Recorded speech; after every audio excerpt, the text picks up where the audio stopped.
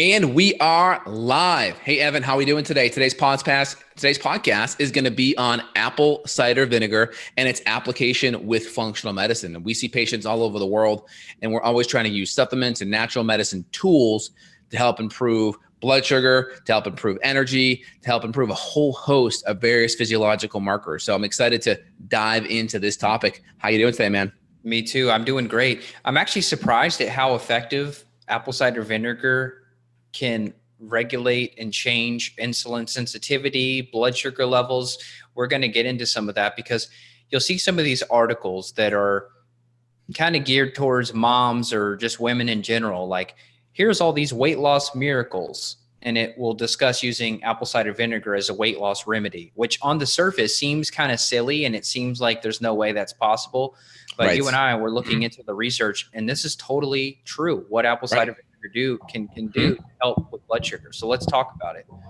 Yeah, absolutely. So one of the biggest things that we look at in functional medicine world is going to be blood sugar stability and or insulin sensitivity / insulin resistance. So blood sugar, the more we can keep blood sugar relatively stable in between meals, there's going to be less surges of insulin on the high side and less surges of adrenaline and cortisol on the low side. So by just keeping blood sugar relatively stable, we prevent a lot of our adrenal and pancreas from having to come to the rescue to help buffer the highs and lows. So of course we make dietary changes, protein, eating more good quality protein and fat, having carbohydrates adjusted to our macronutrient needs, right? If someone's more insulin resistant, we'll adjust carbohydrates, focus more on non-starchy vegetables versus starch and fruit. Now, that being said, there may be extra supplements we use to help improve insulin sensitivity on top of that. We may use things like magnesium, vanadium, chromium, gymnema, various berberines, but apple cider vinegar is shown in many studies to have a similar effect as metformin, which is kind of an extract from a French lilac flower. But metformin has great ability of decreasing glucohepatic uptake, decreasing gluconeogenesis, a glucogastric uptake, meaning less glucose absorbed through the intestine, less glucose being produced by the liver. So apple cider vinegar has some great benefits in that. It actually is shown to reduce insulin secretions and blood sugar in that first hour after eating. And that's really where most of the insulin and blood sugar is going to bump up, is that first hour. So for instance, one study showed reduced blood sugar by 34% after eating 50 grams of white bread. I have one study here in the Journal of the American Diabetic Association called Vinegar Improves Insulin Sensitivity to a High Carbohydrate Meal in Subject with Insulin Resistance.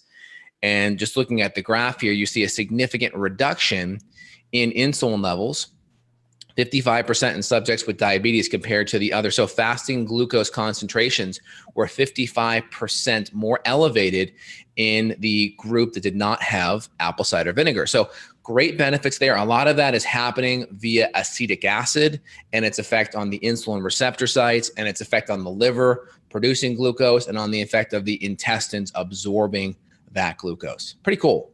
It seems too easy. You just do some apple cider vinegar with your meal times and you're going to be better. It sounds like too, let's say you were more lower carbohydrate, even into ketogenic diet, and you want to go do some carbohydrates. You want to eat a big baked sweet potato, but you don't want to have as big of a glucose spike.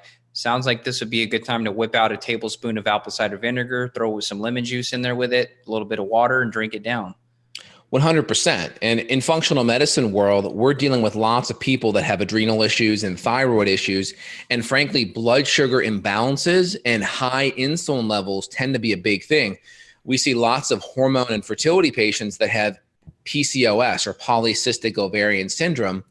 And there's a strong etiology in those type of conditions with insulin secretions. I mean, high levels of insulin resistance, which is like the higher your insulin becomes, it's like your kids kind of like fighting in the corner. After you told them to be quiet like 10 times, you just kind of tune them out and ignore them, right? You become resistant to their noise, right? So the same kind of thing, our cells become resistant to that high level of insulin. So we can kind of get that volume turned down a little bit, that resistant volume turned down a little bit by using apple cider vinegar. But we're never going to just rely on one thing. So we're kind of focusing on one tool in that tool belt today, but I want people to know that we are zoomed out and we're trying to look at a big picture, but we're trying to zoom in today and give you one tool in that tool belt and talk about where it really benefits and helps.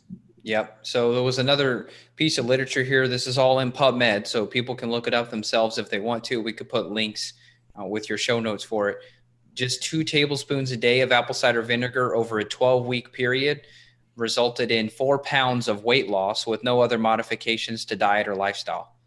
So, I mean, that's pretty easy. I mean, it sounds like as long as you don't have any major gut issues that would cause you to, have heartburn or anything like that, and even if it's diluted, it would help heartburn. Why don't we talk about the stomach acid connection a bit and how it can help with basically inspiring the body is kind of my way of looking at it. It's really the catalyst, if you will, almost as if you're taking digestive enzymes by taking ACV.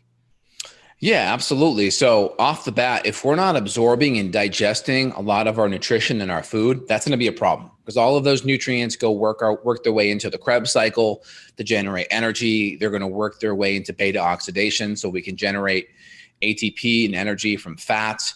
They're going to be involved in our neurotransmitter function, which allows us to manage stress, to feel good, to focus, to feel energized, to have reward pleasure for certain activities that we engage in. And then also they're going to help provide building blocks for our thyroid and our adrenal hormones. So very important. If we can't digest and break down these things, there's going to be a problem. Also, if we don't digest and break things down, then things rot inside of us. They putrefy, they rancidify, they ferment, and that's going to create stress in our intestinal tract as well. So if we can make sure we're digesting and breaking things down, that gives us a huge one that takes stress off of our body. And number 2, we get all the nutrients on the back end that help run all these important metabolic pathways. Very important. Yep. So apple cider vinegar could be used before mealtime. To me, that's the best time to do it if you're going to go for it. You can start out maybe just 1 teaspoon, dilute it. I like to make a little homemade lemonade out of it. So I'll do like apple cider vinegar, lime, or lemon juice, sometimes both, and then a little shot of stevia or monk fruit and some good clean filtered water. And that's it. And just drink that. Not saying drink a whole huge cup of it, but I'm talking maybe like a 3 to 4 ounce large shot glass worth of this combination. Exactly. So apple cider vinegar is acidic, right? It's acetic acid. So it's got a pH of like 3 to 3.5 or so. So it will help lower acid. That acidity helps activate enzyme levels, right? So then that's going to help with getting your enzymes and your proteolytic enzymes. And then the more your food is acidified, that triggers your pancreas and gallbladder to work better and make more bile and more lipolytic enzymes and proteolytic enzymes. So that's really helpful. Also, the nice low pH and also some of the antibacterial and antifungal benefits may help with SIBO, and it may help with fungal overgrowth. There's lots of studies on let's say apple cider vinegar right here, antibacterial action of apple cider vinegar for foodborne pathogen bacteria, including the really nasty E. coli 0157. This is the Journal of Food Protection. And they showed that E. coli was significantly altered and or destroyed with apple cider vinegar. So that's a really, really, really awesome benefit because we see lots of patients with SIBO and lots of patients with fungal issues, and it could be beneficial. Now, that being said, I do see some patients with a significant amount of SIBO that sometimes can feel worse with apple cider vinegar because there is some fermentation with like a healthy Bragg's apple cider vinegar, and that fermentation may increase the FODMAP content of apple cider vinegar, and some may feel more bloated. So if that's the case, there may be more significant SIBO that you need things outside of apple cider vinegar to address that bacteria, that fungal overgrowth. So most people are going to need something stronger than ACV to address those issues, like an herbal actual program, and they'll need specific testing to see what's there. But for someone that's kind of pretty stable, you're going to have pretty good benefits, but it may not be enough if you're trying to go after things very specifically when you have chronic gut issues or deeper infections. Yeah, well said. I'm glad you brought that up, which is that this stuff is great, very helpful, but it's not going to replace your diabetes medication if you're still trying to regulate diabetes. It's not going to eliminate parasites and candida overgrowth. It may be a adjunct, if you will, but you can't just get rid of gut bugs with just drinking apple cider vinegar all day, every day. It won't work. Yep, 100%. Yeah. Also, apple cider vinegar has amazing benefits at flushing out guanidine from protein metabolism. And this is part of how it can increase. This is how it can increase fat burning. Is it can flush out this guanidine, which the more that's flushed out, that can upregulate your metabolism. And then the glucose 6-phosphate pathway is upregulated, which allows you to burn better fat and allows you to burn fuel better. Like glucose 6-phosphate is part of that pathway involved in glycolysis and the Krebs cycle. So glycolysis is basically burning of glucose, and that happens right before the Krebs cycle, where we have cisaconate, aconitine, all these different metabolic pathways that run round, and those spit out ATP. We create a whole bunch of extra hydrogen molecules there that can enter into beta oxidation, which allow us to generate more ATP through beta oxidation and the electron transport chain. So really, really good benefits with apple cider vinegar and energy. And then, of course, we already talked about the insulin resistance. The more insulin resistant we are, the more we're going to burn up things like magnesium and B vitamins, because those pathways are, let's say, upregulated when there's more sugar and more insulin. So we actually deplete magnesium and we deplete B vitamins more when we have higher levels of blood sugar. Man, so let's go back for a second. That's pretty crazy. So I've seen articles and things mentioned where people say, oh, apple cider vinegar increases your mitochondrial function. Based on what you just said, talking about Krebs cycle, that makes sense. So you could argue that apple cider vinegar could almost be like a pre-workout if it is going to help fuel that Krebs cycle. You could use it, maybe mix it with some of your pre-workout amino acids or something like that. Is that what you're saying?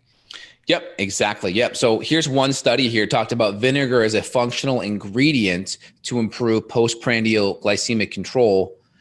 And they talk about that the molecule mechanism by which vinegar can improve glycemic control. The mechanism include activation of the free fatty acid receptors. So it's helping you burn fat better. It upregulates the AMPK pathways, which are, let's just say, this is the adenosine monophosphate activated protein kinase. These are going to be pathways that are upregulated. They're anti-aging pathways, and they get upregulated with certain antioxidants. And I'm pretty sure they also get upregulated with fasting as well. It leads to increased fatty oxidation. So oxidizing fat is basically shuttling it into the mitochondria and burning it for fuel. It decreases gluconeogenesis. So gluconeogenesis is when the liver makes glucose out of either stored glycogen or protein, which is great. And then also it lowers the free fatty acid in circulation. I think it's because it's burning it more. It increases blood flow to peripheral tissue, which is amazing. Better blood flow to peripheral tissue is going to help with inflammation, because inflammation tends to cause constriction in regards to blood flow. Increases satiation. So the more satiated we are, the less chance we overeat. The less we overeat, the less insulin we surge. And then, so those are the big mechanisms in this one article. So we want people to understand why. Most people that talk about these things just say, hey, check out these cool benefits. But then it's like, hey, man, where the heck's the science about it? So we want to make sure that these articles are present. We'll put them in the reference section down below. So if you guys want to take a look at it, either on YouTube or on the iTunes podcast, feel free and take a look at that. So blood pressure, there was some research on this too. I saw one study, looked like it was an animal study. There's probably a human study I haven't found yet, but that the acetic acid, which is the main component in the apple cider vinegar, reduced levels of blood pressure.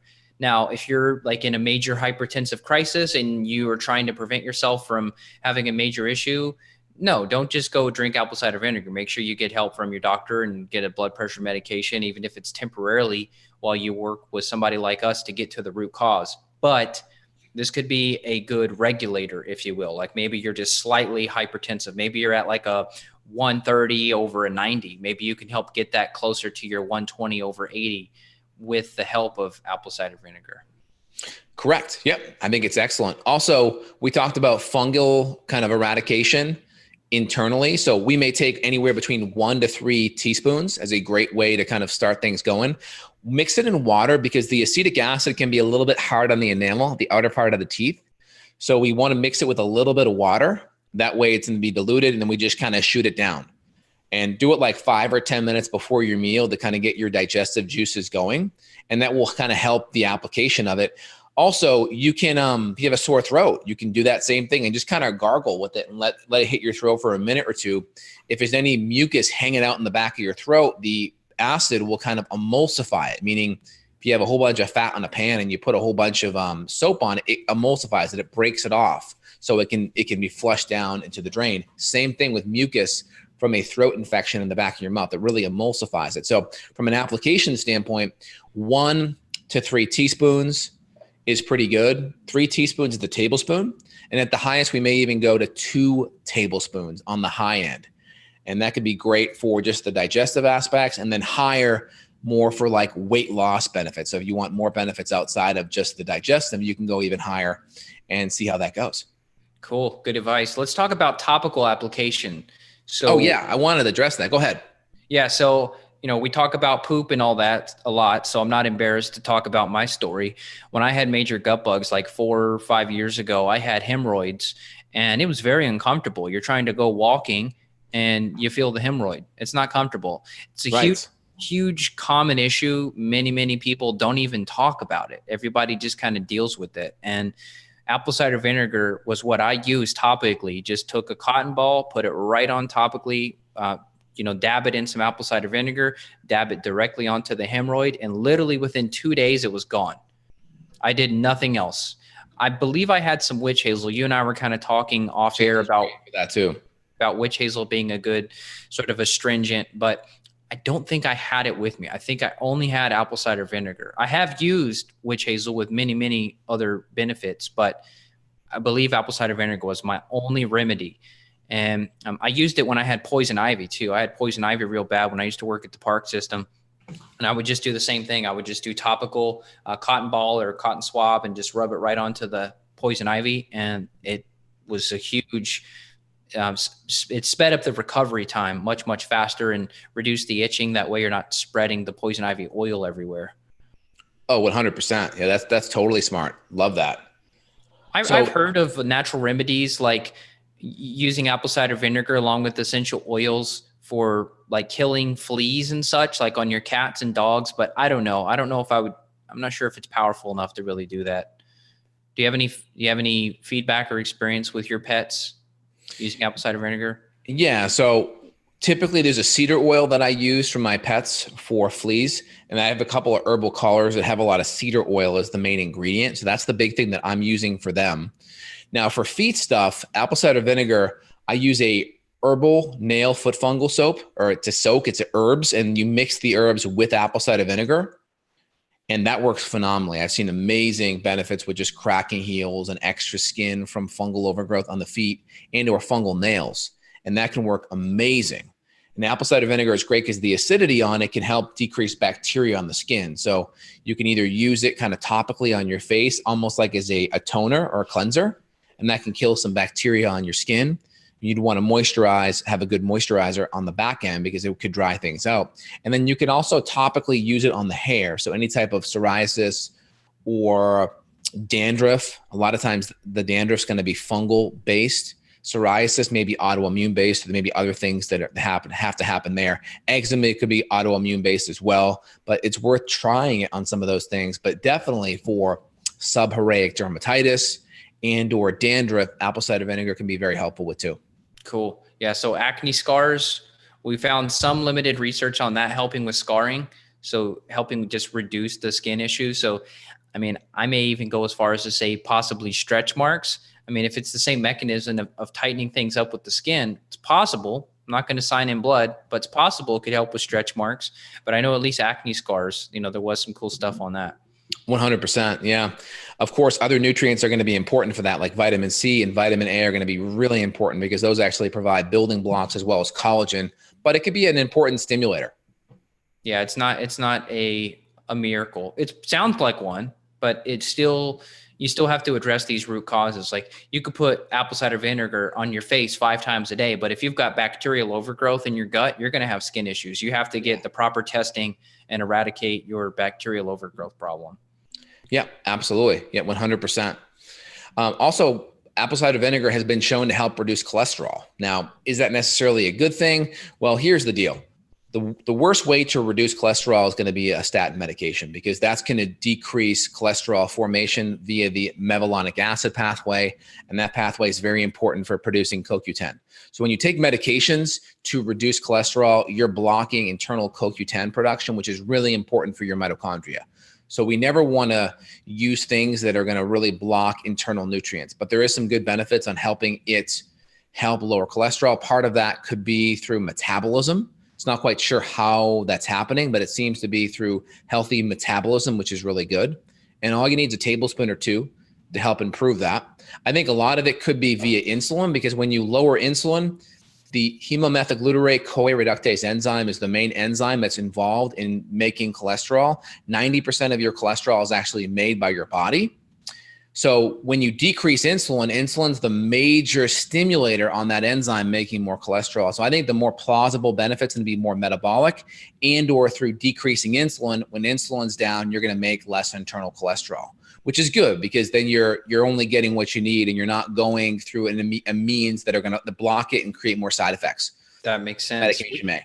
We probably did a show on this several years ago, but we should probably do it again on cholesterol. Talk about like plant sterols and some of the things we've seen, because we've had a lot of people bring that up with us with, oh, my doctor's freaking out, my cholesterol's this. And we've been able to help regulate those levels using just natural plant sterols and some other nutrients.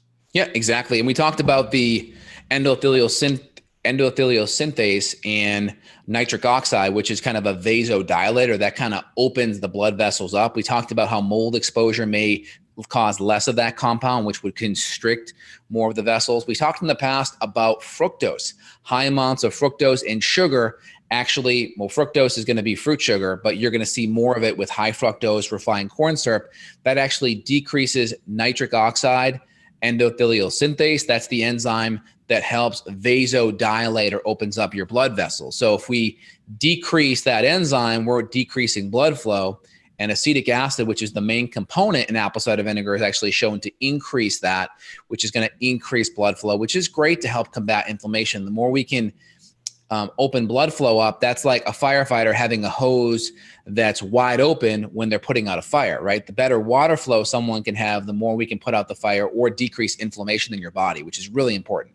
Well, that would make sense why it would lower blood pressure too, right? If you're getting more blood flow, more vasodilation, people may say, oh, well, I don't do fructose, I don't do corn syrup. But even if you're not doing soda, for example, corn syrup is in so much. I mean, if you're doing just conventional ketchup, for example, let's say you do some homemade sweet potato fries and you're going to do some ketchup, there's probably some corn syrup in there if that's not like an organic ketchup. So, sugar and corn syrup can be very sneaky. So just because you don't drink soda and you're not literally putting a spoon of sugar on your food, it could be hidden in so many different sauces. So make sure you look over that. Even some organic sauces I've seen, like organic barbecue sauces I've found that have been loaded with agave nectar, which is going to be really a blood sugar spike.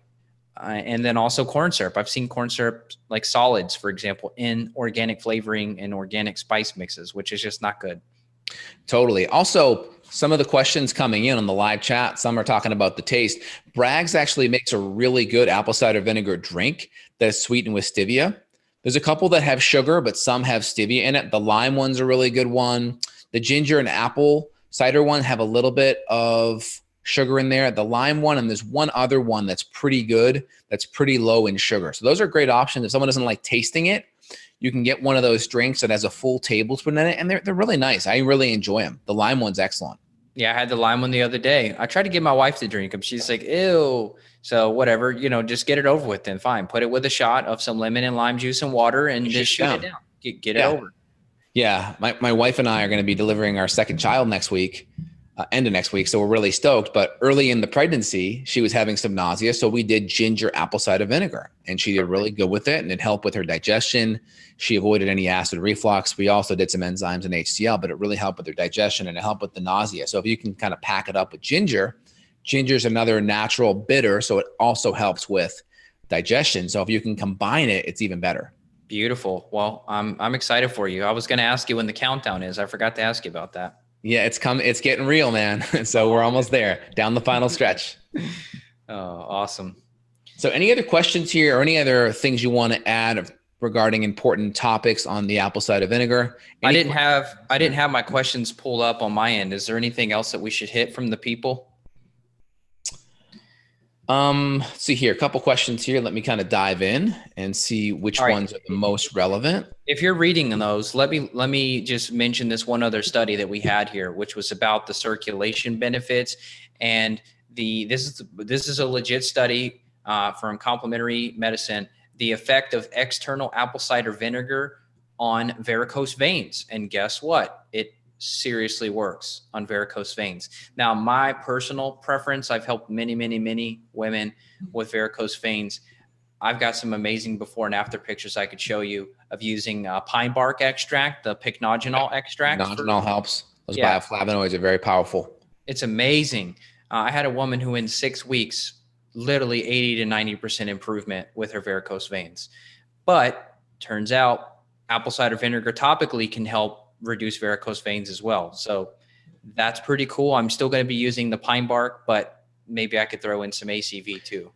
Yeah, some patients or some people here are asking about apple cider vinegar helping with blood flow. I'm going to guess it does help with blood flow, partly because anytime you reduce inflammation or thinning blood, their question was more around thinning blood. Anytime you open up the vasculature and you reduce inflammation, blood's going to flow a lot better. And the stickiness and the coagulability of the blood will drop, so it won't create clots or stick as much, because inflammation and insulin are big driving factors of that. That's part of the reason why diabetics have so many side effects, especially when the vessels go into your eyes. They're really small capillaries. So any stickiness or blood flow issues can decrease blood flow to the eye, which can create cell death. So of course, that's going to be a factor. So I'm going to go out on a limb and say apple cider vinegar will help thin out the blood, and of course will help improve blood flow based on all those mechanisms we just mentioned. Makes sense. Now, is it going to get you to a point where your blood is dangerously thin and like you shouldn't be drinking apple cider vinegar before you go into surgery? I mean, if you're doing a tablespoon a day, I really don't think it would be that powerful. Right. You're probably okay. But worst case, you just cut it out a couple of days ahead of time. That, fish oil, any systemic enzymes like serrapeptidase can be helpful. Yep. Patient wrote in, is it okay to add baking soda to an ACV drink? Well, if you remember like the old volcano experiments in science class, you had a whole bunch of baking soda. It will cause it to foam up. So that may be an issue for people, and that may decrease the palatability. So I would probably say no. Also, baking soda it will alkalize, it will neutralize the pH of the apple cider vinegar. So I'm gonna go out on a limb and say that it will actually decrease the benefits of it, because part of the benefits are the acidity. And by you neutralizing the pH, I think bicarbonate's like a pH of 10 or 11, you're taking away some of the digestive acid stimulating benefits of it. So exactly. No baking soda with it. Yeah, I don't even think you're going on a limb. That's totally valid to me. You're literally counteracting the ACV by doing that. Yeah, and we want to kind of look at apple cider vinegar as a tool plugged into a functional medicine program. Some patients are talking about like, hey, what if I have stomach irritation or stomach pain from taking apple cider vinegar?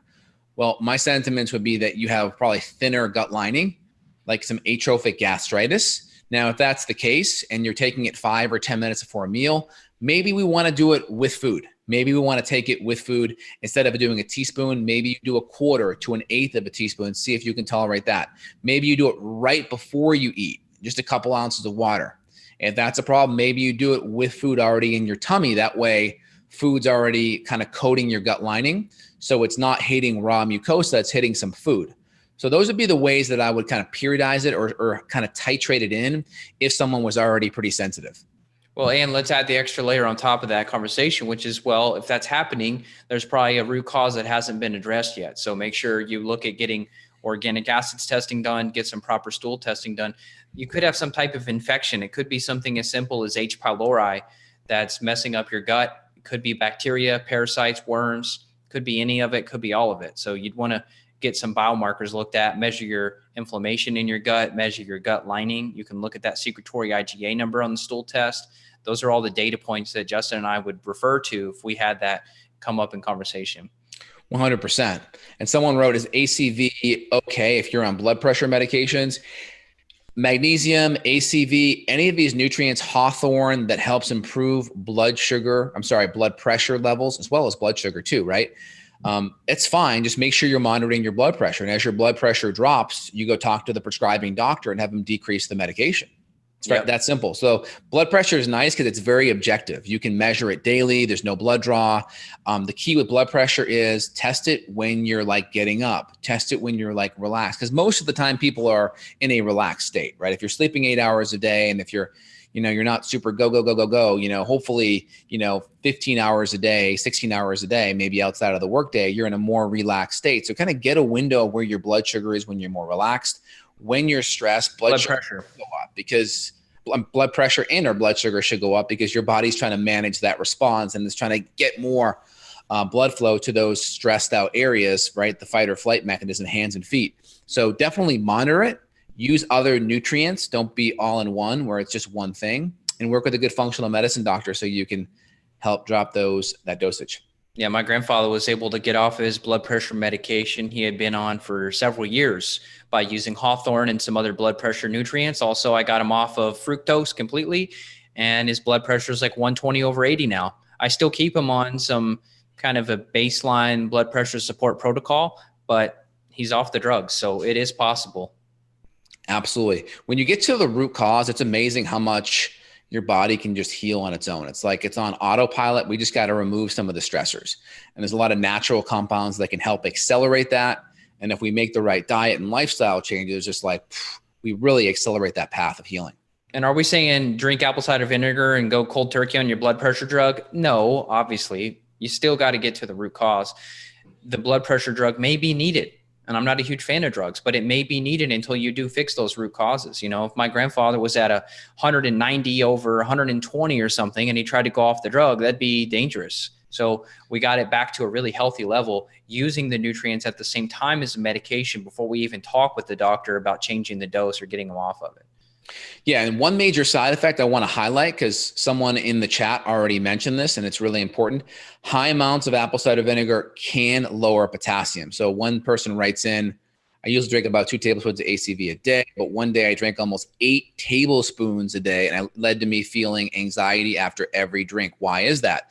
The mechanism is that it can decrease potassium. So when you do that much amount of apple cider vinegar, it can lower potassium levels, and more than likely that's affecting the heart rate. You can just go online and type in hypokalemia with a K. That's low potassium, and that can have a lot of effects on heart and breathing and metabolic function. We need healthy levels of potassium to run our sodium potassium pump. So more than likely, if you're going to up your apple cider vinegar that much, probably don't go that high. But if you do and you're going to push it, make sure you're getting extra potassium, whether it's through potassium citrate in new salt or cream of tartar, or you're eating extra avocados to give you that potassium. Just make sure you're not, letting that potassium drop too low. So just be aware of that. Yep. Well said. Any other comments there, Evan? No. Do you see any other good questions? Those were really helpful. I think those added to the conversation significantly. Yeah. So I just wanted to highlight one thing here. So when we look at low potassium, this is a really, really important thing. Most people's potassium levels are low just because they're not consuming enough. Yeah. So you're going to get enough potassium through consuming 6 to 8 servings of green vegetables a day, 1 full avocado, maybe a serving of squash or sweet potato. You'll get enough potassium. But the big signs and symptoms of low potassium or hypokalemia are going to be muscle weakness, muscle cramps, heart palpitation. So if you're having those heart palps, difficulty breathing, feeling moody, muscle aches, stiffness, just poor digestion, that's a big sign of low potassium. And we need 4,700 milligrams of potassium a day. And if we're more stressed and our cortisol is all jacked up, we could be peeing out potassium, because we'll pee it out when we're stressed to help buffer that acidic load from our body's internal acids from being stressed. And so our body will lose potassium. So you may need to get even more potassium when you're stressed, and too much apple cider vinegar will definitely cause you to dump more potassium. So be careful of that. Yeah. And we're not pharmacists, but we do have some basic knowledge of drugs, and think about the mechanism of things like Lasix and some diabetes medications, some blood pressure medications. These can cause you to go pee more. And if you're going pee more, you could be dumping out potassium there. So I've had some family members that were on Lasix temporarily, and they ended up getting low potassium. So then, of course, the doctor puts them on some really garbage potassium tablets to try to help prevent them from going into a low potassium state while they were on these water pills, basically. So you got to always factor in your drugs. How does that factor into the equation? But it's not too common for somebody to be on those. I do find apple cider vinegar, though, does help with a lot of cramping. So even though you're not getting extra minerals, I do find there's some mechanism where apple cider vinegar is mobilizing minerals at some level, because I do see cramps, eye twitching, muscle twitching, little fasciculation things do improve. So that's important. So if you do have a little bit of eye twitching stuff or a little bit of like kind of cramping or twitching, a little bit of apple cider vinegar may help. Of course, you want to add in the minerals like a Redmond's real salt. Potassium, magnesium are going to be the low-hanging fruit from a mineral perspective. Here's one funny one that I'm not going to do, but I'll just mention it because it was in some of the articles we were reading. Apple cider vinegar acting as a natural deodorant. Yeah. I wouldn't want to walk around smelling like apple cider vinegar. So like, yeah, it may help the armpits, but I'm not putting it on there. Right. Yeah. I have a brand that I like. I'll put the brand below, Native COS. They're great. And they use shea butter. They use probiotics in theirs, and they use caprylic acid from coconut extract. So it just blends in really well and it smells really nice. But yeah, I agree. Not the most pleasant thing, but also just kind of side note, apple cider vinegar, bug bites, really good. This is the time of year bug bites are happening. Put a little bit on your outside table there, get a little cotton swab, and just any bug bites, hit it. Also, if you have a wart or any lesions, you can get like a cotton swab, soak it up, put it on that area, and then put a Band-Aid or a bandage around it and hold it there for a day or two. That will really help potentially warts heal and other potential skin growths like skin tags heal. So that could be helpful too. Cool.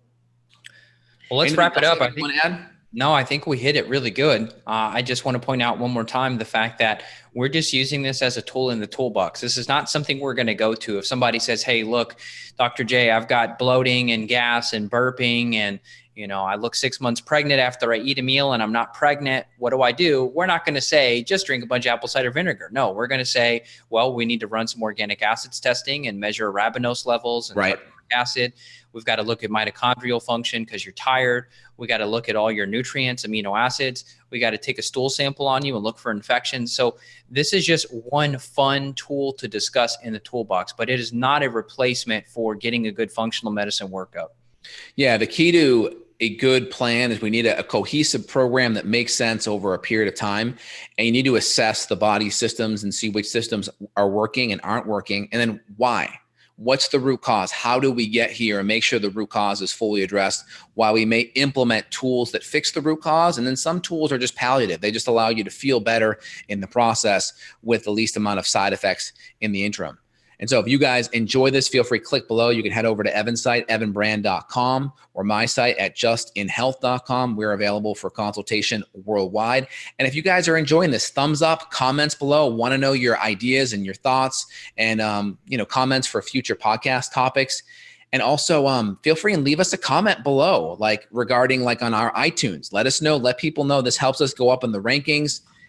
And then last but not least, is we improve the audio quality. So on the actual podcast, we have upgraded crystal clear audio. So if you want to even get better audio than what you're hearing now, feel free and subscribe to the actual podcast channel on iTunes, and you'll get like DVD quality audio. So if you want to hear our voices in even better light, that's your opportunity. Yeah, I think it's even better than DVD. It's like in studio broadcast. It's basically in studio. Yeah. So we're trying to up that, trying to make a better product for you guys to enjoy, make the ride home a little bit more enjoyable. Anything else, Evan, you want to mention? I would just say take care. And if people are suffering, we're a huge fan of people going to the internet and looking up and finding like natural remedies, home remedies, that type of stuff. I'm a huge fan of that stuff. But, please don't replace our podcast on apple cider vinegar as you getting medical help. If you need help, you got to reach out, whether it's to us, whether it's, talking with your doctor about modifying your diet to help you with blood pressure. I mean, you've got to work backwards. So I got to keep reminding people of that, because I've had comments from clients before where they'll say, oh, I did this home remedy for urinary tract infection and it didn't work. I did this or this suppository and it didn't work. And then I had to go to the ER because I had such bad pain. It's like, okay, well, yeah, I mean, you read an article on the internet that was a remedy for urinary tract infection. Not the best idea. So may not be enough. Totally. Well, Great feedback, Evan. Really enjoyed today's podcast. We'll be back next week, and you guys have a phenomenal week. We'll talk to you all soon. Take care. Bye.